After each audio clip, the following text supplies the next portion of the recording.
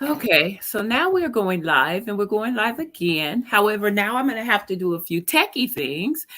We are live in order to make sure that folks know where we are because your sister girl over here done messed around and started it and then accidentally canceled it and closed it. And so whoever was with us might not be with us no more. So let me go on to Facebook and log in with my phone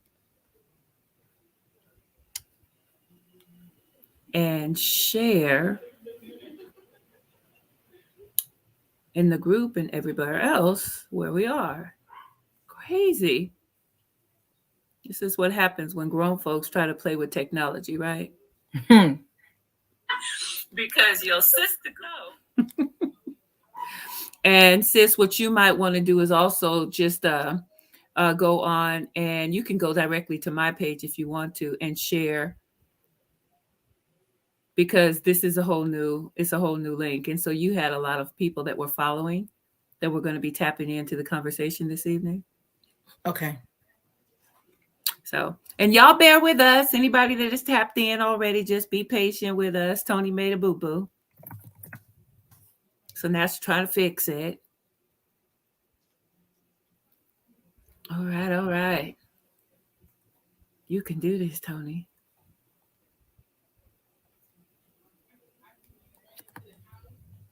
There we go. That is your page.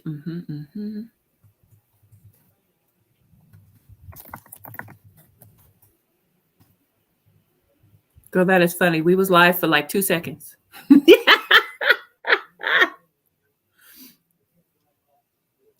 Okay.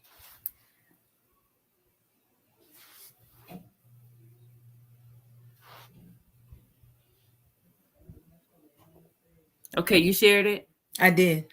Okay, and you shared it on your I'm just sharing it inside the event and then we're going to go ahead and dive in and get started.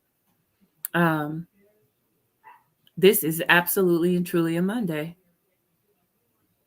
Beyond a shadow of a doubt. It says happening now. Yes, it is happening now. It's just not happening in the space that it's just not happening in the space that we said it was.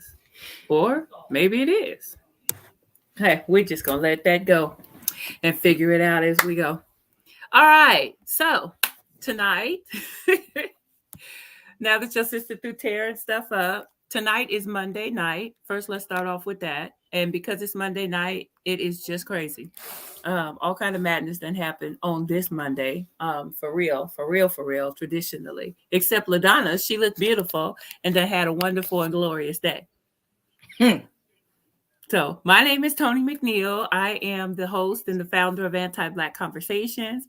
It is where we have transformative conversations in regard to the anti Blackness that we experience as Black human beings.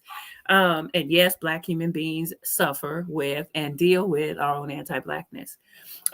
This month, I am hosting a series of conversations, and the theme of the conversations is centered around when a black woman speaks.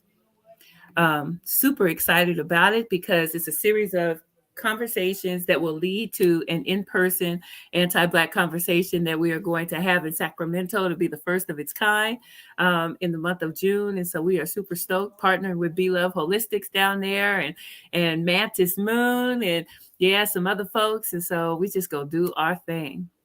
But tonight, I want to just hurry up and dive into our conversation. So I am graced and blessed to be in the presence of Miss LaDonna Lee. Miss LaDonna Lee, go ahead and introduce yourself. Who are you? What do you do? Where do you hail from? Where you at now? And tell us about Mantis Moon. Okay. Peace, everybody. I am LaDonna Lee. I am native of Sacramento. I've been here all 50 years of my life, well, with some brief stints and vacations in other cities around the country. Um, I'm trying to figure out what to say and sound smooth, but You ain't got to sound smooth. Just be no. you. um,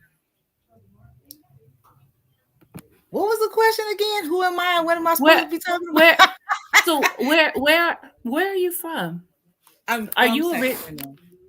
born and raised? I am born and raised in Sacramento. My parents are from Yes. St. Louis, Missouri. My father was in the Air Force, so he was stationed at Mather Air Force Base, which is now Veterans Hospital. But my father came out here when he was 20. My mother was 19. She gave birth to my twin sister and I right off the plane, literally 8 hours Mhm. after landing. Shut And up. yeah, so my and I have a younger sister.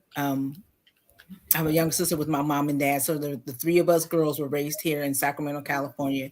But my parents are from St. Louis, Missouri. My father's people are from Columbus, Mississippi. My mama's people are from Little Rock. So we Mhm. are the Californians. Everybody else is really from the Midwest and down south. But yeah, I'm born and raised here in Sacramento. Okay. So I don't know if I know a lot of people that were like born and well, I mean, my friend Ryan, I think that he was born and raised, right, in Sacramento. But I don't think I know a whole lot of people that were born and raised in Sacramento. And you don't seem like you was born and raised in Sacramento.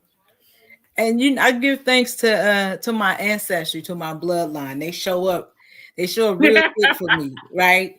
Um, and I could actually consider that a blessing when people think I'm from someplace other than the states. So Mhm. people think I'm someplace other than California. I consider that a blessing and a testament to what I am made of. That is literally my the blood in my veins Mm. showing up, and as showing up and presenting at the look, sound, feel, and speed of a Black woman. So tonight this is our second conversation. Like I said, it's a series of conversations of when a Mhm. Black woman speaks. And the theme of our discussion is centered around um, how do you keep moving forward, in life. So when you breathe in, you must exhale, right? Yeah. How do you keep moving forward? And I know that you and I have talked about this a little bit before, and as we were talking about it, you was kind of thinking like, I don't know, I just kind of just do. And so what I want to do is Yeah. I want to kind of journey through, if we can. I want to get to know you. And this would be my first, right? This is going to be my first time getting to know you. So, LaDonna Lee, um, tell us about you. Like, what was your childhood like? um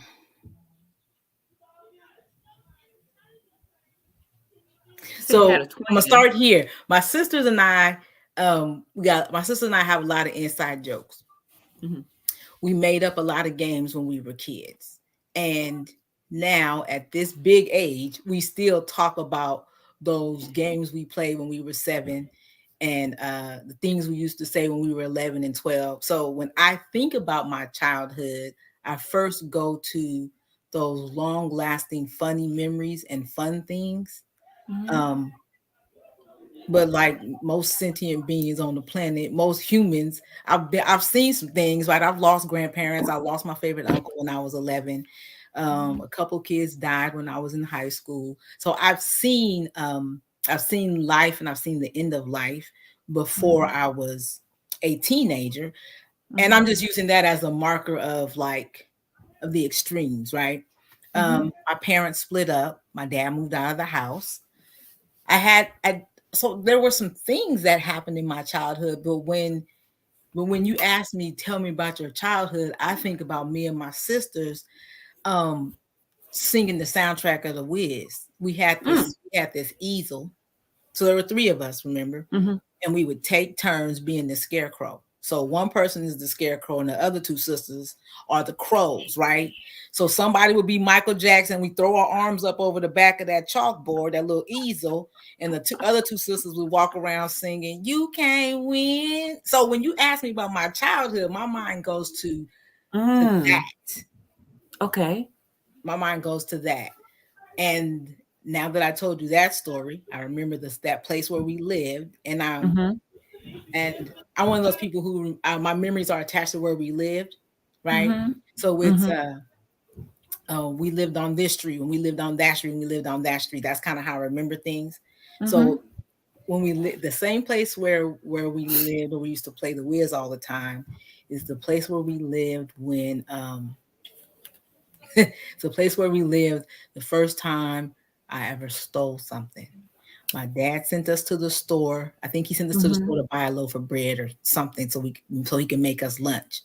Mhm. And my sisters and I opened up a pack of cookies in the store and ate some of the cookies, and we got caught. And they Mhm. called our dad. That was the most terrifying thing. They called our dad, and he had to walk to the store to come get us, Oh, wow. right? And what he said was, "Wait till I tell y'all mama." That was the scarier part, the disappointment on our mom's face. Oh, wow. That was the scary part. And we got a whooping, but I don't remember like, oh, we got this terrible beating. I just remember that moment when I knew I had done something that my mama was going to be disappointed in. Mm. I felt that shame. Mm. I So, felt like, shame. so what was your mom like? I mean, what was your mom like in order for you to actually, I want to use the word reverence her, in such a way to where you would just have that reverent feel of disappointing her? My mama is black and beautiful. Mhm. And she was like Nina Simone to us. Like Mm. Wow. my mama was black and beautiful. She was dark skinned. She's a thin woman, big afro. She was just she's godly, godly, Heather and said, "A boss." and and when her feelings would get hurt, like when we would do things that disappoint her and hurt her feelings, the Mhm. way it was the way she would hang her head and the way her eyes would droop. Oh, it was so it hurt. It hurt to hurt mama. Mm. It hurt to hurt our mom. So she was that hurt her that we stole those cookies. Mhm. It hurt her that we stole those cookies. So, you said there's 3 of you. There more siblings or just the 3? We have one other sister. So like I said, my parents split up. My Okay. dad moved back to St. Louis, Missouri when we were 10. And when we were 11, almost 12, we went to St. Louis for my uncle's funeral. And that's when we met our baby sister. Okay. She was not quite a year old at that time. So my dad has 4 daughters. Mhm. So My I don't mom wanna has 3. skip over anything, right? Hmm. Um, what we do, this is why this is an anti-Black conversation. What we do as a Black community is that we kind of normalize family splitting up. You said it, but you said it twice. So 10 years old, which means you had 10 years with your father. Yeah. 10 years with him present, 10 years with him being in your life. What was your relationship like with your father? Our dad was oh, bless his memory. By Shay Donald Jolie. Bless his memory. My dad is when we were little, we thought our dad was a giant. Mm. My dad was actually 5'10", maybe 5'11", Mhm. maybe 5'10". Now he's not, he was not as tall as every man, but to us, Mhm. he was a giant. My Mhm. father was a basketball player, like an avid basketball Oh, wow. lover, and Okay. he played on intramural teams. So we grew up in a gym. So Mhm. that sound of sneakers on the gym floor. Yes. I like that sound because it's something that's been in my ear since I was a little girl, a little girl. I like the Okay. sound of the gym. I like Mm. that sweaty smell in the gym. Mhm. It just it I love it. I love it because Mhm. it reminds me of my daddy. Um, Mhm. my dad was a disciplinarian. He was the one that handed out them cold blooded Mississippi whoopings. Mhm. Um, And we did not. I did not like that. I did not like. I don't know nobody who liked getting a whooping. No.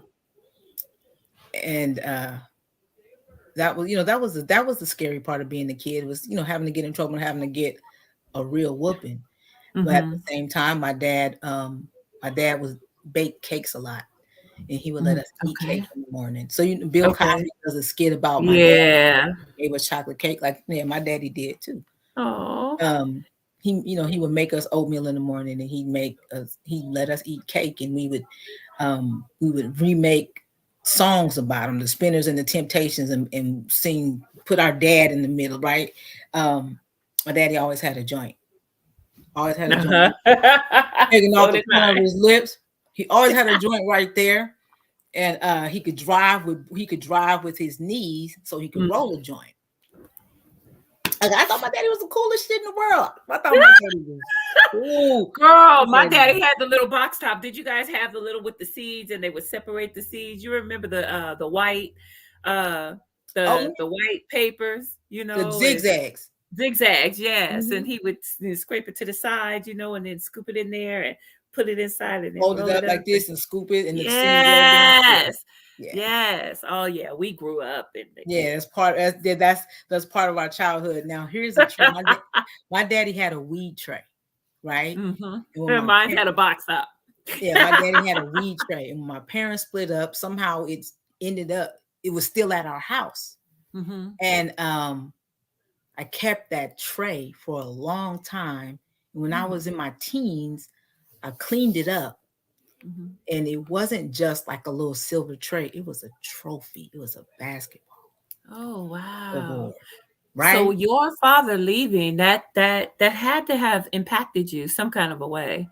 So I mean, how It what did. was So you see, I got the natty hair and the crystals on my arms. Mhm. I'm one of those spiritual woo woo sisters. When my dad left, the very first time I ever tried to do a magic spell, I found a butter knife outside, and I drove the knife into the ground and asked the earth to bring my dad back. And I Oh, picked a whole bunch of wish flowers and just blew them and blew them and blew them and blew them and blew them. mm, okay. Wow. Wow. Whew. I didn't Okay. remember that until maybe a year ago.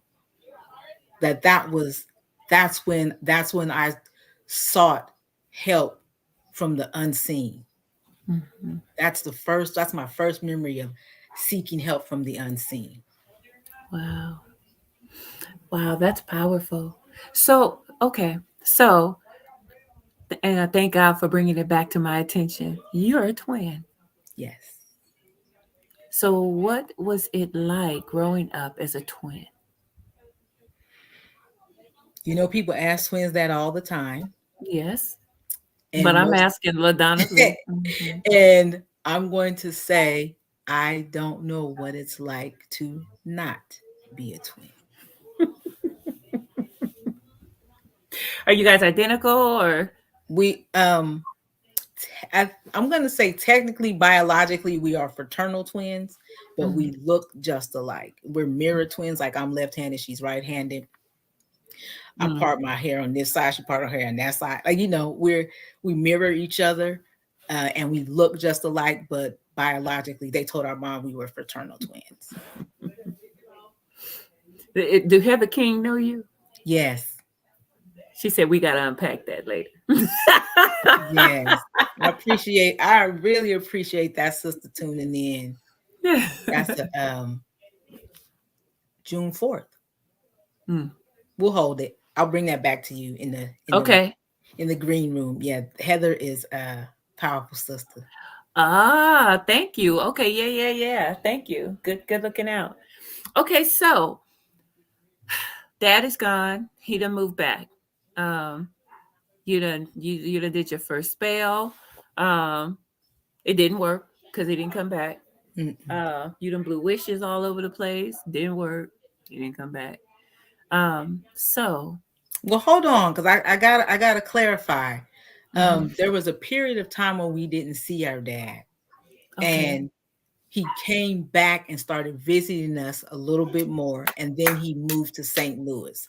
So I got a hold to Yeah, he didn't come back permanently, but but he came back. we went from I haven't seen my daddy to y'all want to go get an ice cream.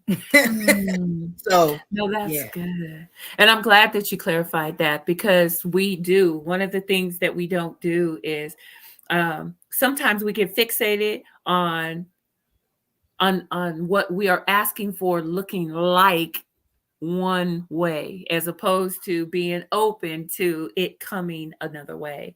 And so he may not have come back in a way that, was like, I'm back moving in the house, but he came back into your life. yeah. Yeah.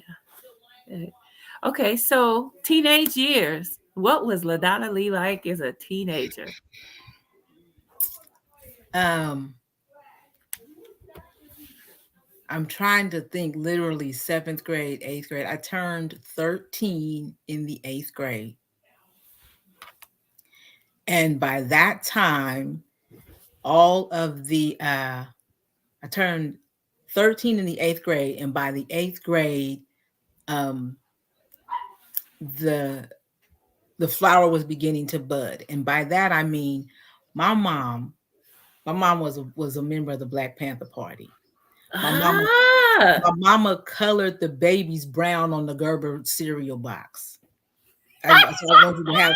I told you my mom was black. My mama is black and beautiful. I love it. Always has been, and she raised us to be. So the Nina Simone that we sang in kindergarten, the Mhm. Langston Hughes poetry I had to recite in the second grade.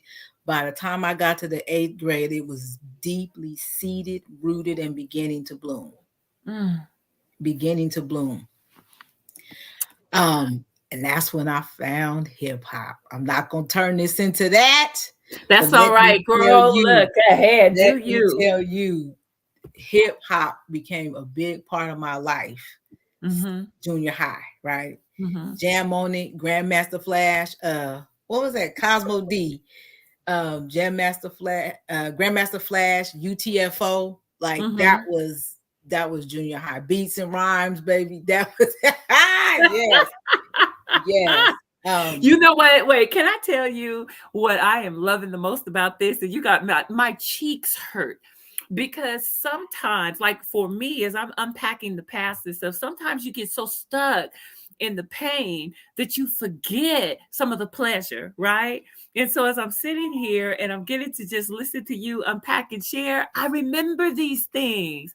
And oh my God. Girl, break. That's when break dancing started getting popular in California. Yes. Me and Sarita had, we twins, right? So we had a routine, beats and rhymes. Like look, I can't believe I just did that on the internet. But yes, yes, we were break dancing. I had a book. Um, I used to listen to I used to play the message over and over and over. I got a record player. Sixth grade, I think I got a record player, and I Mhm. would always ask for records for my birthday.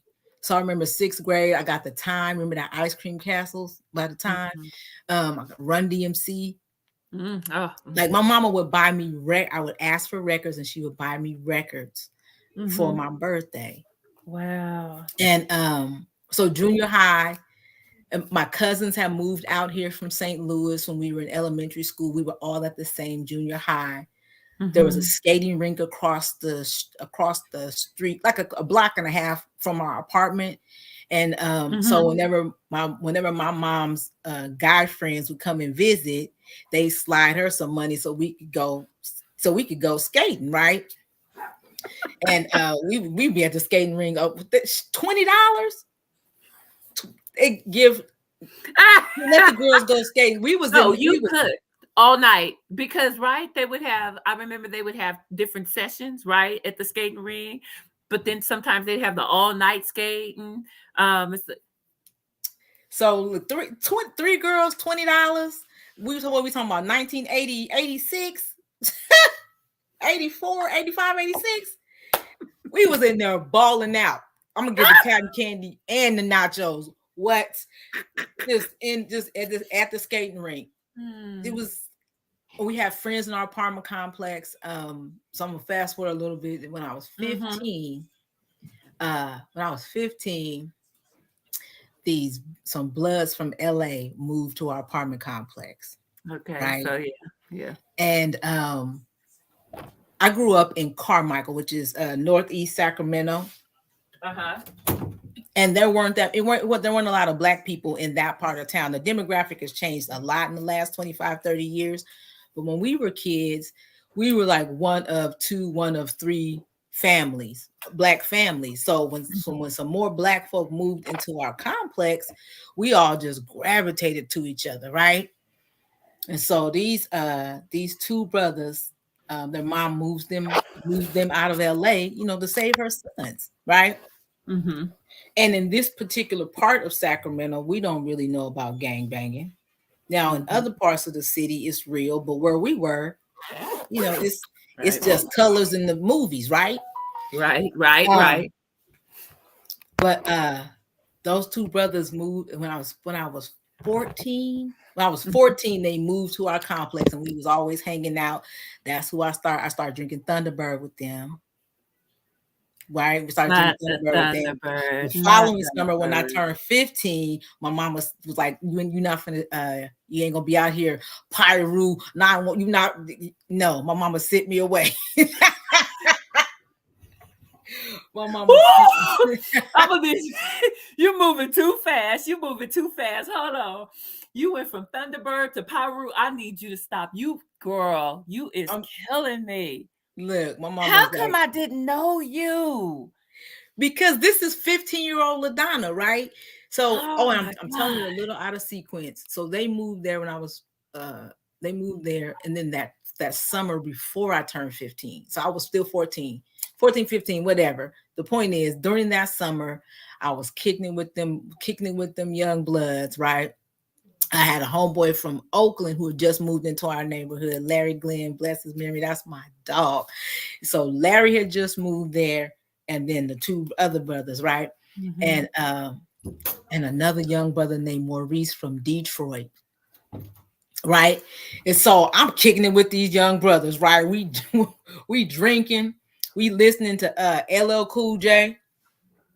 Maurice came from Detroit. He had one of them ghetto blasters, Mm-hmm. and I'm hanging out with them. My mom has to go back to St. Louis because her grandmother passes away. Okay. And she says, I'll be damned if I leave you home by yourself and I already see who your friends are. So she Mm-hmm. did the responsible mother thing, and she had me go and stay um with one of her best friends who lived up in Jackson. Okay. And that was fun. That was a fun because I didn't feel like I was being punished. Even at the time I Uh-huh. was like, well, that was smart, right? I got it. Um Spent a couple weeks with my aunt Kathy in Jackson. Mm-hmm. She owned a Mm-hmm. lingerie store. And my mom comes back from St. Louis. We come back to Sacramento, and then we move into a duplex, which is the first house like anything that we ever Okay. lived in. We grew up in Mm-hmm. apartments. So when Gotcha. we moved to this duplex with the backyard and the driveway, that was new to us. Mm-hmm. Um, and by this time, I'm in the 10th grade, and I run for student body president at my almost all white high school, and I Mm-hmm. win. Wow. And that year, that Mm-hmm. 10th grade year, Mm-hmm. because I was the class president, we set off every rally because now it's my turn to choose the music, and y'all gonna Mm-hmm. get this salt and pepper. Y'all gonna get this salt and pepper. Wow. And So you were like, popular. I swear to God, I would have never called it that because in my mind, I was always in that small group of black kids in this all white school. Okay, okay, okay. I could see that and I could get that. In my eyes, looking at you, and this is why I had to start it off by saying we are extra, EXTRA space ordinary. Black women that have experienced extraordinary things. Yeah. Um, because none of you that and you all are precious to me, LaDonna. I mean, precious to me. My heart just, I'm so grateful to God to have you all in my life. Yeah. So to me, you're extraordinary, you know? But to you guys, you're just ordinary. So what I Yeah. had to do was say, oh, well, they're like me then, because I see myself as ordinary, which means I'm just the extraordinary girl. I've just gone through some extraordinary things. Right. You Yeah. were popular. You were setting it off at school. You were friendly. You were fun to be around. You default everything that you have explained and explore when you look at it. Sounds to me like there's a default for you where you are able to find the joy, find the laughter, find the light in in 100%. in a thing. Yeah. All praise is due to the Most High because that is a testament to the work I've been doing recently. I have Mm, recently um I've recently been making sure I've recently been making sure that I can find that balance because it's real mhm. easy. It's real easy to tick off everything that was wrong. It's real easy to tick Yes. off the cruel things somebody said. I ain't Yes. forget none of that. I ain't forget none of that. I Yeah. I am 50 years old and I put on eyeliner and lipstick, retied my head wrap, and I keep making sure I'm hitting the right angles based on something somebody said to me in the ninth grade. What? Right? I know that's true, but when you when I know that that's true, but what's coming to my mind, the way the pictures are showing up, the flashcards that are saying, "Tell this story, tell this story, tell this Yeah. story." It's that, it's that fun stuff.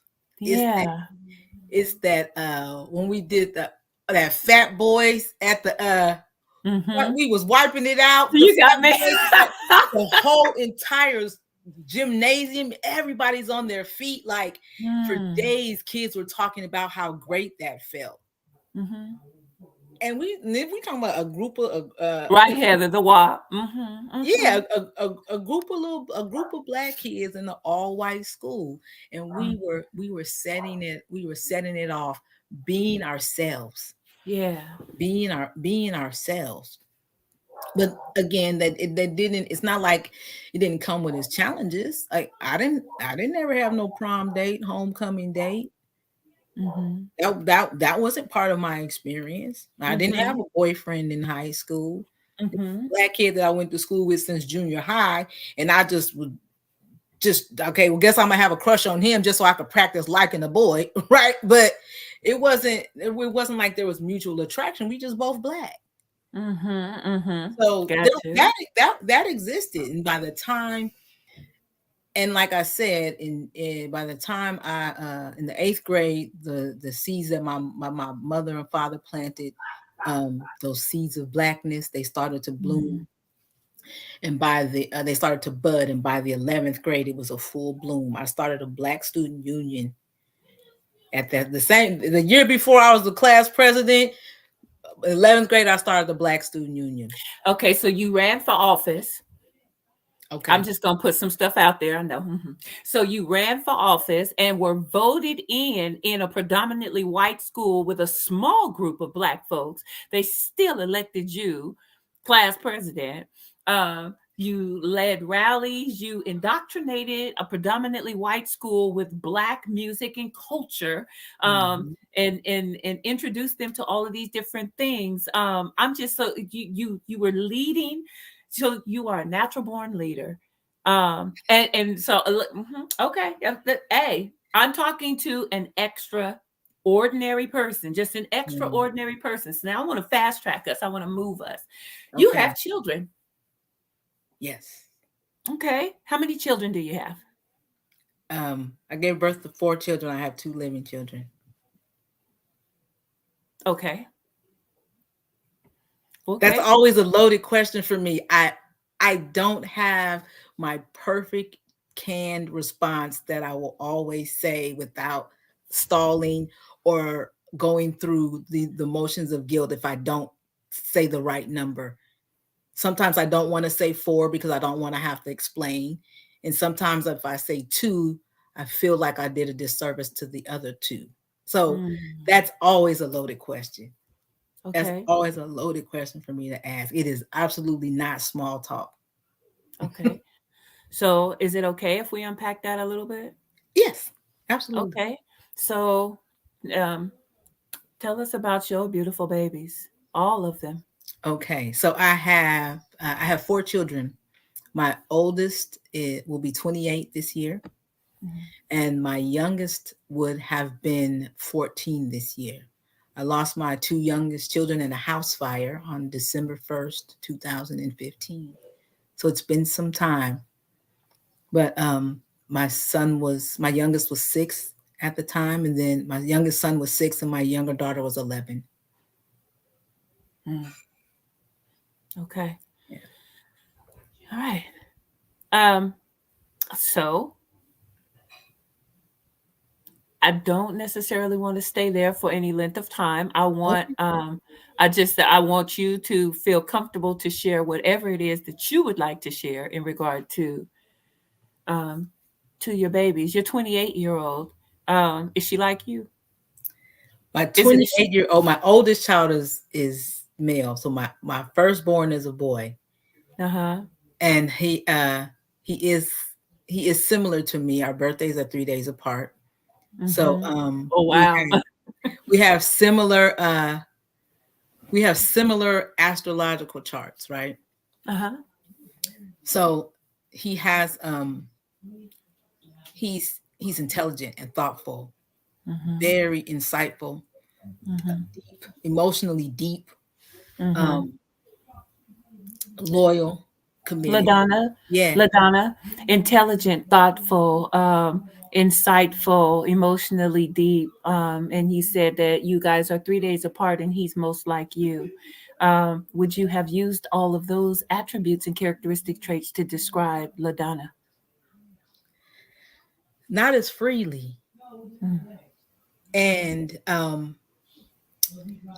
I feel I not as freely because I'm an American. I'm a woman. I'm black. I'm programmed to be humble. Mm.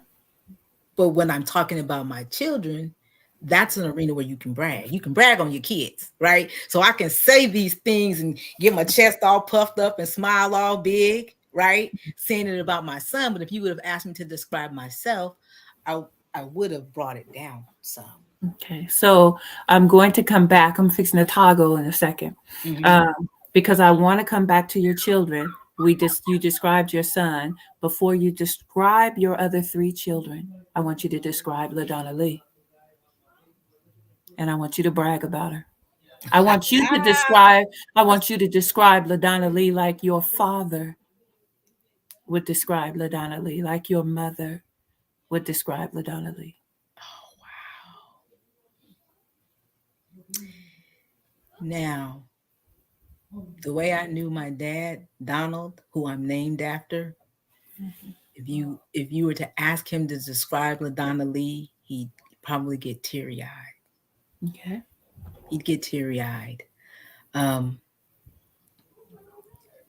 so I'm looking at me through the eyes of my father What's your and my father's own name? eyes. What's And your I'm father's name again? Donald Lee. Okay, Donald Lee. All right, we Mhm. channeling Donald Lee. So we're looking at you through his eyes. So go Yeah. ahead, bring it. Let's hear him. And my father would say about me the same things I just said about my son, Mm-hmm.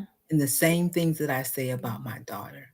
Mm-hmm. So when you ask me who is LaDonna Lee, I'm going to tell you she hella deep. I'm hella deep. I'm hella deep. Like I, I'm ready to jump in the 10 foot of the pool and get deep. Let's talk about the dark shit. I like to cuss. I like Mm-hmm. hip hop music. I like Mm-hmm. reggae music. ice cream and cake and cookies is a food group that can sustain you. I believe in this and I will stand on that. I love Black women. Sisterhood is everything to me. I am a fan of the Black man. I like them black, strong, rugged, like ashy knuckles, would snatch a washing machine off the wall type of Black man, right? I like I like Woo, I the say. Oh, I'm sorry. listen, I'm telling so this I know what I like. I Uh-huh. love Black people. Mhm. I like the resonance of Black people. I like the Mm. sound and the look of Black people. I like words. I like to write. I'm a pretty good writer. I like when I get little fresh. I'll be like, oh, yeah, I'm nice with my words now. Sister's nice with the words. Um, I'm funny in this way. I always there is not a point in a month where I won't hit a low and feel like I don't have any friends. Mm. And at the same time, I will say, I believe in sisterhood. I stand on sisterhood. Black women saved me. And I could sit still and think about 20 Black women who didn't save me. But then I get into the, but I don't have no friends. So I'm funny style and fit. I like, that's one of my Mhm. insecurities, right? I Mhm. like Mhm. attention and I Mhm. like the affirmation that people love me. I'm gonna say that. Mm. I'm gonna say Yes, that yes, out yes. loud on the internet. I Yeah, like attention. I like yeah, to be affirmed. yeah. I like it. Do you need something? Yeah, I need my drink. Did your mom send you in here? Nope. I'm gonna have you leave until I'm done, Okay. and don't come back in until I'm finished. Okay. Okay. Hey, it's me. I'm a Black mama, but like I'm a different kind of mama. It's real life. It's real life. So yeah, that's LaDonna Lee. I like a cultural aesthetic. Mhm. Um, I work on not wearing the same color lipstick all the time. I like dark colored lipstick. I like Mhm. eyeliner. I love earrings. I don't do my nails. I will get a pedicure a couple times a year. Like I am Mhm. really I'm a cool ass sister. Yes. And you are. I'm a cool ass Uh-huh. sister. You really, really are. I'm so glad that I got to ask that question. And I'm so glad that Donald Lee stepped in order to boast on LaDonna Lee in this moment because you are a cool ass sister with a whole lot of cool ass friends. I am So, so grateful. I have to say this. I am so grateful that you asked me that. mm, I'm grateful that you asked me. I'm proud of myself for not doing a whole lot of stutter stepping and shying away mm, because this is a necessary thing. mm, This is necessary. And I mhm. love that this shit is recorded. So if you ever catch me in a slump, somebody got receipts. It's receipts, sis. And yes, it is. I know you ain't over there feeling a way about yourself, queen. Look, girl. Yes, Look. You gonna have to. I might have to redo my conversation. I'm just saying. I was like, we talked about the dark side, but I'm ready to come into the light. I'm like, man. So this is life for me. I Okay. say. So you told us about your son. Tell us about the rest of your children. Okay. So I love talking about my son. When I was 17 years old, I wrote in a journal that my first child was going to be a boy so everybody else could have a big brother. I've always wanted a big brother. I think a big brother's are like a cool thing. Um, so that worked out. Mm-hmm. Me and I got a thing with me between me and the unseen. Like I put it out and it comes right on back. So Mm-hmm. my second child that I gave birth to, my daughter, she is I talk about her all the time. She is an Aries. Mm-hmm. I'm a Libra. My son is a Oh, I'm Libra. so sorry. Stop. She's a what? She is an Aries. Um Okay. All right. Go ahead. Go ahead. I my just needed to. sister, I just listen, needed to make space for us. The other day, I was talking about my daughter, and I said, "You know what?" I said that little girl, that little sister, been serious her whole life. When she was a kid, she didn't even like toys. That's how much she don't play. Woo! Okay, okay. And it's cute, it's clever, witty, but it's true. She didn't ask for all kinds of toys. She would Mm-hmm. rather be with me and vibe Mm-hmm. with me. Mom, what you Mm-hmm. doing? Let's paint our nails. If she want to color, she want to color in the room by me. Mm-hmm. Like she when she was about 5 years old, I went to a psychic and I got a reading. I said, my Mm-hmm. daughter don't, she just want to be where I'm at. And the Mm-hmm. psychic said, your daughter is trying to figure out why you don't remember the telepathic connection y'all had the last time you were here as mother and daughter. Oh wow. She don't get why Wow. you don't remember. Wow. I said, Wow. she was about 5 years old, and I have been holding on to that. So when she became a teenager, those were that thread kept me from just wiling all the way out and feeling like I had no idea who this kid was, because Mm. whenever I got too lost as a parenting her, I was Yeah. able to remember, no, she knows me. I don't know her. Wow. My kids That right believe there is deep. my kids believe that they picked their mom in heaven. I wouldn't even argue that. I mean, I would want to sit in that for a minute because, and I was just telling somebody, I was having a conversation, sis, with somebody, and they were saying that we need to, how do we teach and train our children, in the things they should know when it came, and they were talking, it was faith-based conversation. They were saying, well, how do we teach them, to have a relationship with God? And I said, well, wait a minute. How do we teach them how to not have a relationship? Shouldn't we be asking ourselves, what are we doing to unteach them, since he knew them in the womb and Right. had a relationship with them before Yeah. they got here? We're unteaching them something, not Come trying on. to. Anyway, I'm sorry. Go ahead. Yeah. Come. So ask them what they know before you go try and teach them something. That. And that's what my kids taught me. And that's what my kids taught me. I heard my son say that when he was 4 years old. Mm-hmm.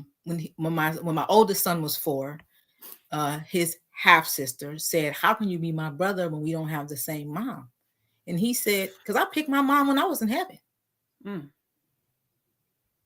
So every other kid I had, I said, "Well, all of y'all must knew each other. Y'all must have worked this out, right? Y'all must have worked this out." And I had my kids. I had all of them spaced apart. So my son was 5.5 when my daughter was born, and then she was 3. She was 3.5 when my other daughter was born, and she was almost 5 when my youngest was born. My second son was born. So there was space in between them. So I got to know them independently, which was great. It was challenging because they didn't all play together. So Right. I was Right. literally the hub in the middle of the wheel, right? They were all connected to me, and they had, Wow. this ancillary connection to each other because we all lived in the same house. Yeah. Yeah. That is good, and I love the fact. I love what you're saying is that they were all connected to you, because as you're telling us about your childhood, you were intimately connected to your father and your mother, Yes. and so I love that in regard to your parenting style. I'm moving, and I'm moving only because I want to honor time. Okay. Um, Now I want to hold space for you to tell us about your younger two. Okay. So my younger 2 children, my daughter E-Ray, who passed when she was Beautiful name. 11, and my son Israel, who passed when he was 6. I and Beautiful I, name. E-Ray and Israel. I and Mm-hmm. I forever. That's what we say in our family. I and I forever. I and I forever. Yeah. Um, the 2 of them, an interesting thing about E-Ray and Israel is if you look at pictures of them, she is always holding on to him. She's holding his arm. She's holding his wrist, holding his arm, has her hand on his shoulder. And Mhm. I have a photo album on Facebook. Mhm. I think it's I and I Forever is the name of the photo album, which is just pictures Mhm. of the children that we composed after they passed. And I noticed that thread. Mhm. Mhm. And for me, that just speaks to we all knew each other in Mhm. the unseen. We knew each other Mhm. in the other realm, and we had a contract and agreement of a Mm. thing, a purpose and a mission that we would walk out when we got here. She said a contract and an agreement, and okay, okay, you doing too much. And me and you will mess around. So what y'all don't know, I can't just have a conversation with LaDonna Lee. She and we be done got so deep. To the average person, they be drowning, and we having to go and bring them back because we be in Yeah, like the depth of the ocean. and I want. There's a reason I'm because I want to get to like a finished point, Mm-hmm, and there's a go reason ahead. why I told you that about the contract and the agreement, Mm-hmm, because when I got the call that they had passed, I sat down. I sat down on the couch where I was staying. I sat down on the couch and I started to say, "It's done. Okay, okay, it's done. Okay, it's done. Okay, it's complete." I kept saying, "Okay, it's done. Okay, it's complete." And I can't really explain why, but that's what I know that I said over and over. It's done. It's complete. Okay. And over the in the last 7 years, when I go back over that memory, um, this is the space I call the valley of the shadow of death. Like mm-hmm, that is a real place, mm-hmm, and this kind of ties into the Mantis Moon Temple too. But once once a person experiences loss of a loved one in death, that permanent loss, for me, that's the valley of the shadow of death, because that's forever. They're mm-hmm, gone permanently. You will remember the story. You will remember the details of how you lost that person, how they left this plane. That's mm-hmm, that shadow that's going to be over your life, but you still got to walk. You still got to journey, right? mm-hmm, So the reason why I brought up the contract and the agreement is so that I could tell you about how I said, okay, it's done, it's complete, even before I really understood what I was saying. Last mm-hmm, 7 years, as I walked through this mourning and grieving journey, I've come to really um, have a lot of acceptance and rest in the peace of believing that wholeheartedly, that we make soul contracts and agreements, and folks will come, and if we are lucky, we will live out our purpose. mm-hmm. We all have some mission here. And We all have so here. you know that they have lived out their contract, lived out their purpose, and you are confident in that. Yes. Amen. And so and I that's why I went ahead and I put up, that was the question, is how do you keep moving forward? um how did you how did you get to joy? How did you get to this? Your smile lights up the room, LaDonna. When you laugh, it is contagious. You can't help but to experience joy and laughter in your presence. Like, I'm I'm heavy today, and so and you know why. So I won't take up space with that, but I am heavy today, rightly so. But I'm able to laugh with you. So I call you the healer. Hmm. Um, I feel healing through and through when I'm in your presence. I say, give thanks for that. So how did you keep moving forward? How do you keep moving forward? Um,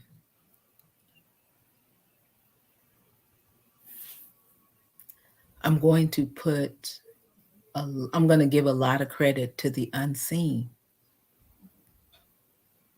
There are things that I don't know. There are things that I can't see. They are very, very real. They're very real. I got a phone call that my children were gone. And what kept me moving forward in the following hours is that I did not lose all of my children all at once. I have 4 children. I lost 2 children. 2 of my children were still standing. We were able to embrace each other.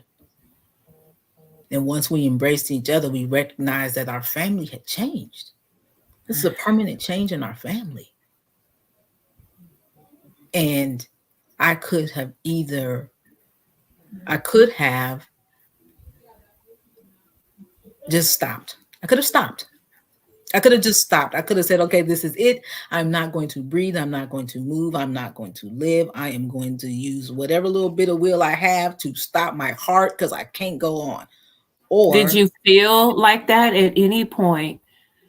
Did you ever feel like I don't want to breathe, that I don't want to move, that I just, did you ever feel that or experience that yes, ever? yes. Okay. And I would immediately go back to the embrace. Mm, There was um there's an indescribable strength in my oldest kids. mm, Indescribable strength. And we all had to keep going for each other. We all kept going because of each other, mhm, for each other, mhm, with the help of each other. Like, I say a lot of times that I am a Libra and a twin, that I am originally designed and hardwired for team and partnership. mm. Okay. So I know, if I don't know nothing else, I know how to do a thing together. Mhm, And I think that's how I move forward. I can I I pop slick a little minute ago talking about how cool I am. Sister a little nice with her words, low key cute. But like I it's others, the help of other people. I get mhm, by, and I get through, and I'm able to move forward by those that I see, and because of the strength of those that I can see, touch, live with, and those in the unseen that prop mhm, me up and propel me. mm. That's my belief. And I know that you believe that. I know that you embody that. I'm saying that because um, part of my healing journey has been so I'm introverted. People don't believe me until they get to know me. Then they'd be like, "Oh, that sister for real introverted." I'm introverted, which is a downside to that is that when an introvert is hurting or experiencing trauma, they go within themselves in order to figure it out. Um, Healing comes in community. Mm-hmm. I didn't begin to learn how to this. This was foreign to me Mm, until I started being around Be Love Holistic and the sisters, and this was, I do this now because my central nervous system, it soothes me, right? But it was mm. foreign to me because as an introverted by yourself, that's not normal. It was community, coming in the community. There's healing comes from community. I say that's real. That's real. I have been saying for years, um, that Black women saved me. Women saved me. Black women in particular. Mm-hmm. Black women in particular, but women saved me. I say sisterhood saves because it's a real and true thing. My mama raised us that way. We couldn't tell on each other as little girls. Mm-hmm. I could not go to my mama and say, Sarita won't let me. She would say, are you telling you want to see your sister get whooped? You want to see your Right, sister get right. in trouble? Why are you telling on your sister? You want to see something happen to her? Hmm. You don't tell on your sister. So I'm asking everybody just to give us an additional 10 minutes. We started a little bit late, and so just give us a minute here because I want to wrap us up. And so, Mantis Moon. As far as I'm concerned, you a healer. It ain't nothing nobody can say to me. And Um, I'll let you say it. It feels a little awkward to say it about myself, but I'll receive it. If you receive healing energy in my presence, then I give thanks, and I receive your words. I started the Mantis Moon Temple because in the days following the death of my children, I uh, I wanted to go somewhere. I wanted to be somewhere besides Southside Sacramento. I wanted to be somewhere besides in my skin. I wanted to, like, I couldn't get far enough away from this reality that was closing in on me forever, right? mhm, And I remember looking into silent yoga retreats. I considered getting a hotel room, like, but I couldn't find the place that was mhm, going to encapsulate mhm, what I was mhm, looking for. Like, I wanted to be able to cry or take a nap or laugh or drink wine or talk to somebody or be by myself. Like, if I wanted to do all of those things within a span of 14 minutes, I couldn't figure out the place to mm. go to feel all those feelings. Oh my God. Um, and my sister, my god sister, came. So we were staying temporarily with family members. She called me. She said, "Sis, I'm just calling to see about you." I said, "Come get me. Come Mm, get me." She came and picked me up. She took me to her place. She ran a bath. Now, this particular sister that I'm talking about is an initiated Yoruba priestess. mhm, She ran a white bath for me. She ran a spiritual bath for me. She gave me some white clothes to put on. mm, She put white sheets on her bed. She let me sleep in her bed. mm. She came and got me, and she just She from cared. She cared for you. from here, right? Yes. In Yeah. the way that she knew how, and the way she knew that I needed, Mhm, she took care of me. I had mhm. another sister come and get me and take me to the mall. We just walked around the mall, bought some bras and head wraps because I'm gonna give me a head wrap, and just they just held me. Yeah. They came to me. They checked on me. I had Facebook friends in Indonesia. I remember a Jewish woman I was friends with who lived in Turkey, Mhm, uh, London, South Africa, all over the United States. Like, you know how you can know people from all over the place on Facebook. All of these people are in my inbox.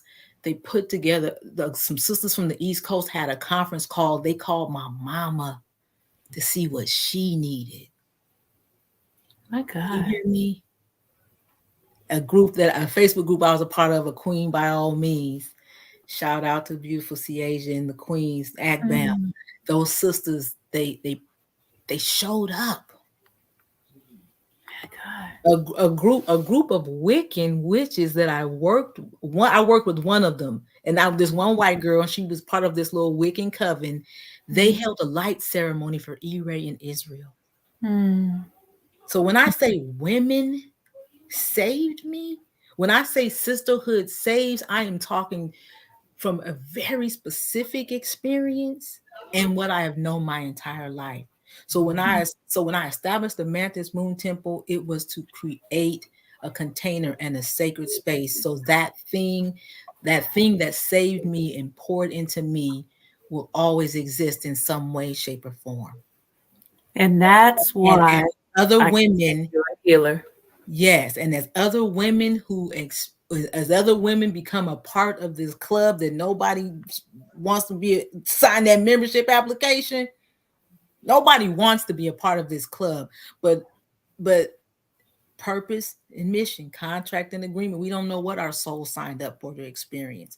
But as other women find themselves on this side of that phone call, this side of the hospital bed, or whatever the case is, there is now a temple that exists in the scene. There is now a sacred space and container that exists in the scene with women who know what it's like to just wish there was somebody else who knew what it was like. My God. That is what the Mantis Moon Temple is. Girl. Yeah, So that's my I'm mom. so, wait, oh, is it? Etta. Hi, Mom. Oh my gosh. So I was supposed to start with a poem, but I don't have a poem. So what I am going to do is read something that I wrote earlier today, because it just came to mind. I wrote this a couple of hours ago, right? Right before Okay. I got on here. Look, and it ain't, it ain't all, well, let me shut up. Okay. So I'm going to read this to you, and then I'm going to let you unpack it very quickly. And then we're going to tell y'all who's coming up next and when, and we're going to tap out. Okay. Before this year began, God gave me a word. He said, travel light. I wasn't sure what this meant. However, I assumed it was referencing the letting go of some relationships. Well, that's not what he was talking about. This year, God has been purging me of past hurts and offenses. He has lanced my soul like you would lance a boil, and periodically he pushes out these excruciatingly painful memories of traumatic experiences housed within me. He has provided me a godly therapist, an amazing support group. That's my peeps, my circle. And I got a few more, and a small but mighty village. LaDonna, you are in that small, mighty village. Mighty, mighty village. I also have people in my life who are committed to loving me through my madness.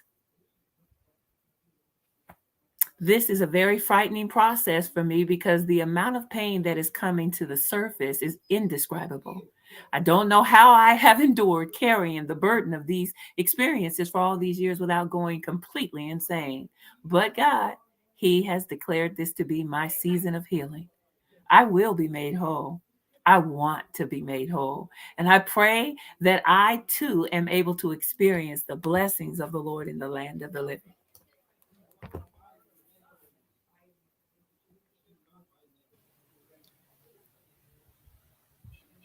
Ashe and amen. So Ashe, now amen. I'm healing. I am healing, and I am around healers. Yeah. In the roster say Jah guides. Jah What's that, guides. what's that mean? God got it. You mean God gonna show you the way? Hey, I love it. God gonna show you the way. And then and there's always evidence. Yeah. Always evidence. So next, let me see here. Let me make sure I got this right. So every other Sunday we have a conversation, but every Monday we are having a conversation. And this coming Monday, let me see if this is the right one. Um, oh yes, this coming up Monday. Y'all, I'm telling you now, you do not want to miss this conversation that is coming up this coming Monday. So next Monday, I have the pleasure, the ultimate pleasure of holding space with this extraordinary queen.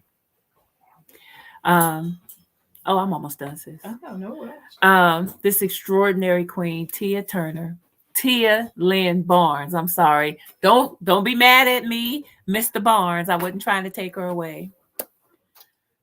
This young lady, you see that smile, that face, the beauty. Oh my God. When I talk about an extraordinary person that has gone through some extraordinary things, I cannot wait for us to just be able to sit down. In fact, I probably am going to bring Miss Wanda in and have her help lead this conversation. So next week, Monday, we'll be back with another anti-Black conversation series of when a Black woman speaks. Because when a Black woman speaks, there is power. It is profound. Things happen. Tonight, while this queen was speaking, Miss LaDonna Lee was speaking, there are lives that were changed. There were some things that manifest when she spoke. Joy began to exude from her pores. People's spirits got lighter, and healing manifests. Okay. Now, yeah, that's me. I speak things that are not as though they were, and so I know it to be so. So, Miss LaDonna, I love you, sis. Queen, you are so beautiful. I appreciate you so much. You are a good friend. Such a good friend. So, ladies, join us next week, Monday, for another conversation with another extraordinary queen that has gone through extraordinary things as we talk about what it is like to keep moving forward. And if anybody has anything that they need to add, or if somebody wants to just be a part, remember, we're going to have an anti-Black conversation that is live in person in Sacramento, either June 10th or 17th. We'll lock in that date next time and let y'all know. We love you. You guys, peace and blessings. Peace.